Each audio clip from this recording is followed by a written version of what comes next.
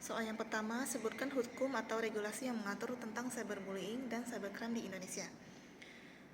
Jawabannya, hukum yang mengatur tentang cyberbullying yaitu ada di pasal 315 yang menyatakan tiap-tiap penghinaan dengan sengaja yang tidak bersifat pencemaran atau pencemaran tertulis yang dilakukan terhadap seorang, baik di muka umum dengan lisan atau tulisan maupun di muka orang itu sendiri dengan lisan atau perbuatan, atau dengan surat yang dikirimkan atau diterimakan kepadanya, diancam karena penghinaan ringan dengan pidana penjara paling lama 4 bulan 2 minggu atau denda paling banyak Rp300.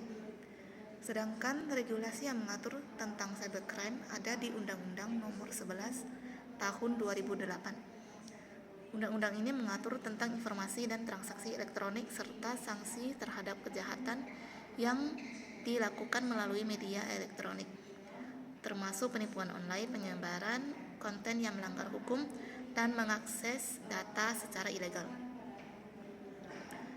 Soal kedua yaitu sebutkan dan jelaskan metode penyebaran ransomware dan phishing.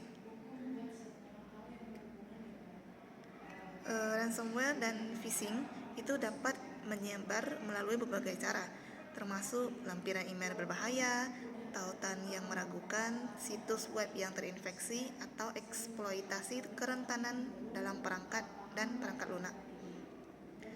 Apa perbedaan antara ransomware locker dan crypto ransomware? Ransomware locker itu mengunci pengguna agar tidak dapat mengakses sistem mereka. Pengguna hanya diizinkan untuk mengakses layar kunci atau berinteraksi dengan layar yang berisi permintaan tebusan.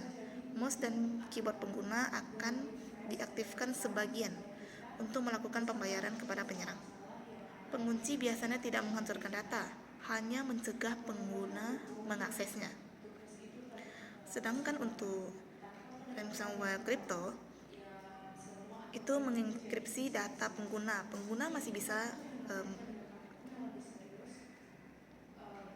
bisa melihat data dan menggunakan sistem komputer.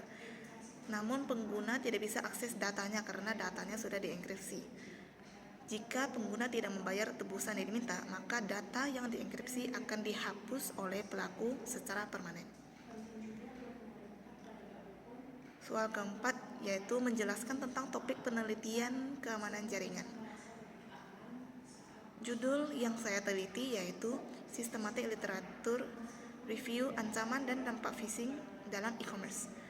Phishing adalah istilah yang digunakan untuk menggambarkan email palsu dan taktik teknis lainnya untuk mengelabui penerima agar memberikan informasi rahasia pribadi atau perusahaan mereka seperti kredensial, akun jaminan sosial, dan keuangan, serta informasi identitas dan keamanan lainnya. Berbagai ancaman pesan baru kini berpadu untuk menyerang individu, organisasi, dan bisnis, sehingga terbukti menjadi ancaman serius bagi e-commerce.